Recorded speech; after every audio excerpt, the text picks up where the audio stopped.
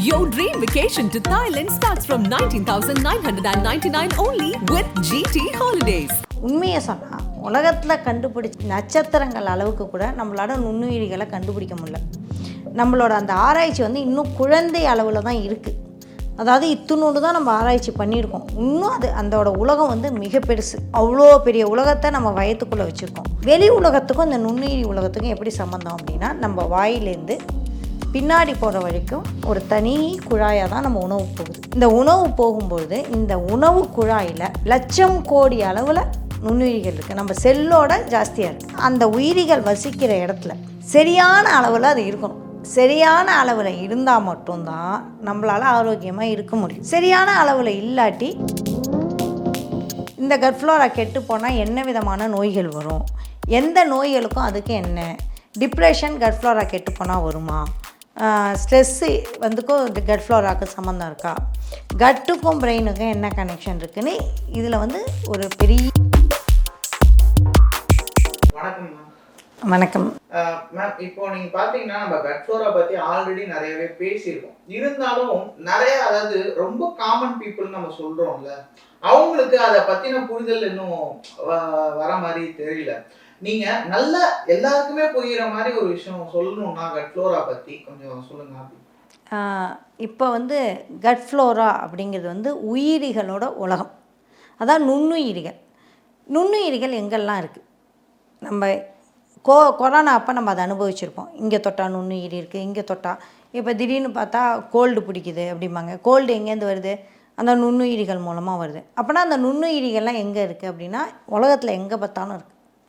நம்மளோட தோலில் இருக்குது. நம்ம ரூம் ஃபுல்லாகவே இருக்காது. நுண்ணுயிரி இல்லாத இடமே இருக்காது.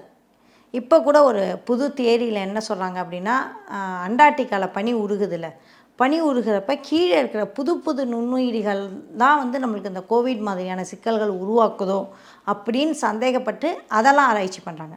உண்மையை சொன்னால் உலகத்தில் கண்டுபிடிச்ச நட்சத்திரங்கள் அளவுக்கு கூட நம்மளோட நுண்ணுயிரிகளை கண்டுபிடிக்க முடியல.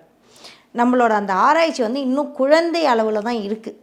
அதாவது இத்துணோடு தான் நம்ம ஆராய்ச்சி பண்ணியிருக்கோம். இன்னும் அதோட உலகம் வந்து மிக பெருசு. அவ்வளோ பெரிய உலகத்தை நம்ம வயத்துக்குள்ளே வச்சுருக்கோம். அப்புறம் முக்கியமாக இந்த நுண்ணுயிரிகள் எப்படி வெளி உலகத்துக்கும் உள்ளேயும் பயணிக்குது அப்படின்னா, ஒரு தக்காளி இருக்குது பார்த்திங்களா, நாட்டு தக்காளி. நாட்டு தக்காளி தலையில் லட்சக்கணக்கான நுண்ணுயிரிகள் வசிக்குது. அதை நம்ம கொன்னுட்டோன்னு வச்சிங்களேன், விஷம்லாம் போட்டு ஆர்கானிக் இன்னும் சொல்கிறாங்களா, அதில் வந்து ஒரு 30,000 தான் இருக்கும். அப்போ நம்மளுக்கு சேர வேண்டிய நுண்ணுயிரிகள் ரொம்ப கம்மியாயிடுது. ஆனால் வெளி உலகத்துக்கும் இந்த நுண்ணுயிரி உலகத்துக்கும் எப்படி சம்மந்தம் அப்படின்னா, நம்ம வாயிலேருந்து பின்னாடி போகிற வரைக்கும் ஒரு தனி குழாயாக தான் நம்ம உணவு போகுது. இந்த உணவு போகும்பொழுது இந்த உணவு குழாயில் கோடிக்கணக்கு, எத்தனைனா லட்சம் கோடி அளவில் நுண்ணுயிரிகள் இருக்குது. நம்ம செல்லோட ஜாஸ்தியாக இருக்குது. நம்ம செல்லுகள் கூட அவ்வளோ அளவில் இல்லை, லட்சம் கோடி அளவில் நம்மளோட இங்கேருந்து இங்கே நம்மளோட நுண்ணுயிரிகள் வசிக்குது. நம்மளுக்கு தலையில் பேன் வசிக்கிறது பெருசு, அது பெரிய உயிரி. இந்த கோவிட் மாதிரி கண்ணுக்கே தெரியாமல் ரொம்ப. அது என்னென்ன உயிரி இருக்குன்னா, பெரும்பாலும் பாக்டீரியா, மைக்ரோப்ஸ் அப்படிமோ, பாக்டீரியா, வைரஸ்ஸு, பாசிமாங்கள்ல, பாசி மாதிரியான உயிரிகள், அந்த மாதிரி ரொம்ப மைன்யூட்டான விஷயங்கள்லாம் வசிக்குது. பலவேறு விதமாக இருக்கும். அந்த லாக்டோபேசிரி, அதுக்கு நிறைய பேர் வச்சுருக்காங்க. 6 வகையான உலகம் அது. அதை வந்து 6 வகையாக அந்த உலகத்தை பிரித்து வச்சுருக்காங்க அறிவியல் ஆராய்ச்சியில். இருந்தாலும் அது குழந்தை தான், இன்னும் 60 வகையாக கூட பிரிக்கலாம். அந்த அளவுக்கு அது இருக்குது. அப்போ அந்த உயிரிகள் வசிக்கிற இடத்துல சரியான அளவில் அது இருக்கணும். சரியான அளவில் இருந்தால் மட்டும்தான் நம்மளால் ஆரோக்கியமாக இருக்க முடியும். சரியான அளவில் இல்லாட்டி ஆரோக்கியமாக இருக்க முடியாது. ஸோ அதுதான் கட்ஃப்ளோரா.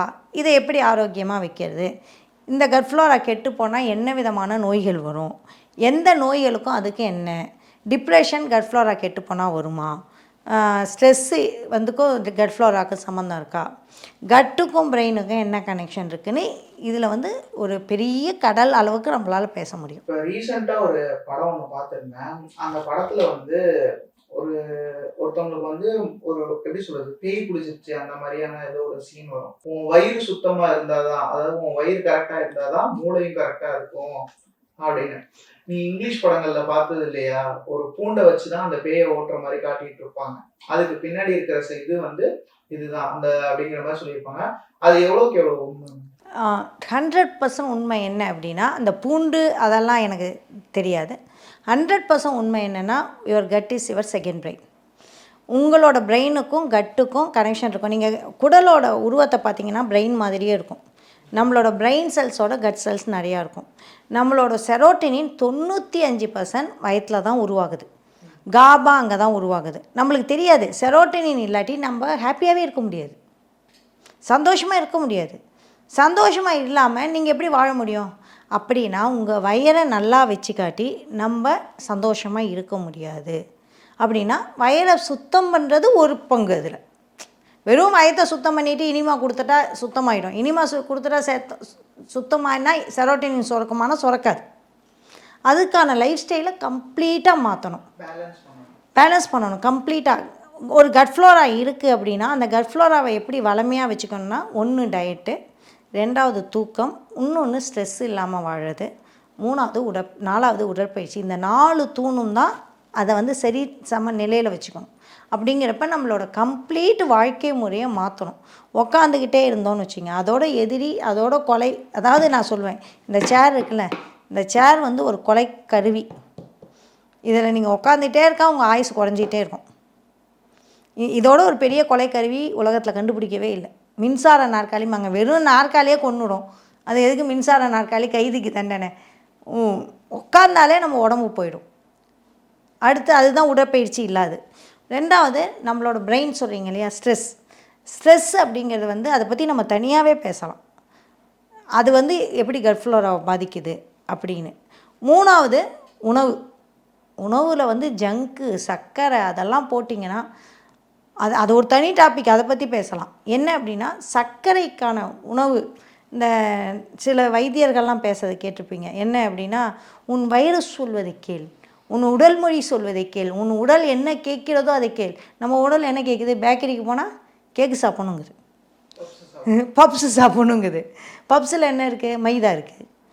கேக்கில் என்ன இருக்குது? மைதா, சர்க்கரை, ரீஃபைண்ட் ஆயில். இப்போ இருக்க டாக்டர்ஸில் சில பேர் பரோட்டா ரொம்ப நல்லதுன்னு சொல்கிறாங்களே. ரொம்ப நல்லது. பரோட்டா விற்கிறவங்களுக்கு ரொம்ப ரொம்ப நல்லது. ஆனால் எனக்கு தெரிஞ்சு ஒரு கிளையண்ட் வந்தாங்க, ஃபாஸ்டிங் பண்ணுறதுக்காக வந்தாங்க.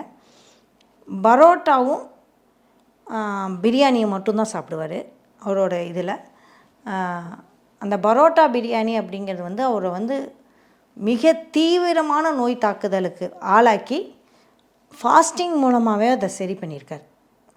ஃபாஸ்டிங் மூலமாகவே சரி பண்ணி வந்திருக்காரு. அந்த ஃபோட்டோலாம் பார்த்தா பயந்துருக்கும்.